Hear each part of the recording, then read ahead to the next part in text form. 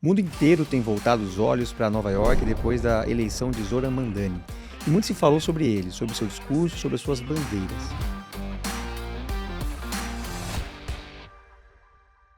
Mas existe um ponto específico que merece atenção porque vai muito além das fronteiras de Nova York. A proposta de congelar os aluguéis por 4 anos. Hoje eu quero mostrar o que essa proposta realmente significa, não no discurso político, mas na vida das pessoas, no mercado e na cidade como sistema. Porque por trás da simplicidade do slogan político, existe uma complexidade enorme que precisa ser debatida. Antes de discutir o congelamento, é importante entender o ambiente que levou Mandani à vitória.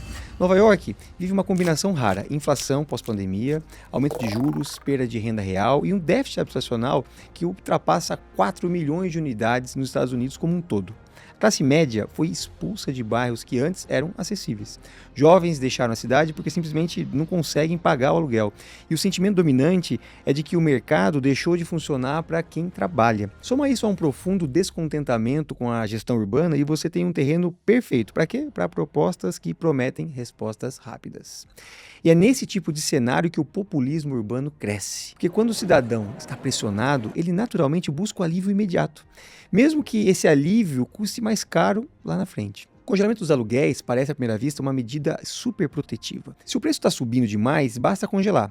Só que essa é uma leitura que confunde o sintoma com a causa. Preços sobem porque falta oferta. E quando você congela o preço de algo que já está escasso, o resultado não é estabilidade, é retração.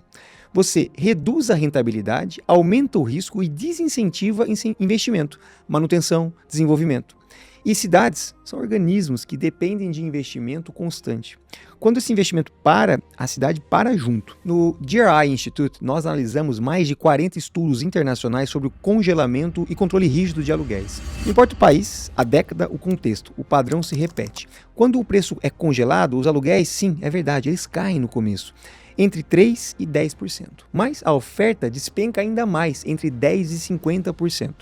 Novos projetos diminuem entre 6% e 8%, e quando o congelamento acaba, há um efeito rebote, com o preço subindo 6% a 8% acima do nível original. Isso não são apenas números, são histórias reais de cidades que tentaram. Berlim é um exemplo claro. O plano implementado em 2020 derrubou os preços, mas tirou até 70% das unidades do mercado, paralisou reformas e aumentou conversões para venda.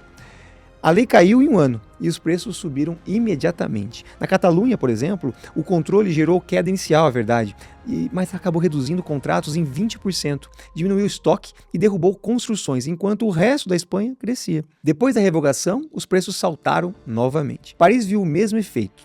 Um pequeno alívio no início, acompanhado de aumento do mercado informal e zero impacto na oferta. E São Paulo, nos Estados Unidos, talvez seja o melhor resumo do que acontece quando se tenta congelar tudo.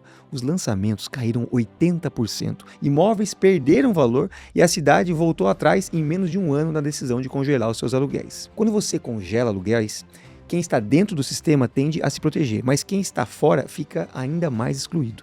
Jovens, imigrantes, trabalhadores que chegam agora, profissionais que precisam se mover pela cidade, esses são os que pagam o preço invisível. O mercado passa a operar com menos mobilidade, menos diversidade e menos dinamismo. A qualidade do estoque cai porque o proprietário perde o incentivo para manter e reformar os imóveis. Investidores recuam porque o risco supera o retorno e a cidade vai ficando mais rígida, menos viva, menos acessível. No fim, você cria um ambiente de insiders e outsiders. Isso fere diretamente a função social da moradia urbana, que é permitir mobilidade, oportunidade e inclusão. Existe saída? Tem, existe saída sim, mas ela exige coragem política, porque as soluções verdadeiras não cabem em slogans encanetadas. O que funciona é ampliar a oferta, e isso passa por revisar zoneamento, estimular parcerias públicos-privadas, incentivar a produção de moradia acessível, destravar projetos de retrofit e garantir segurança jurídica para quem constrói para o aluguel. É preciso também subsidiar o inquilino e não o imóvel, como fazem diversos países com vouchers habitacionais. É preciso permitir que a cidade cresça verticalmente e evolua com infraestrutura, transporte e densidade planejada. Não se trata de rejeitar a regulação, mas de desenhá-la com clareza, técnica e participação de todos os setores, sem populismo. Regulação inteligente equilibra o jogo, não paralisa o tabuleiro. Congelar os aluguéis trata a febre, não a infecção.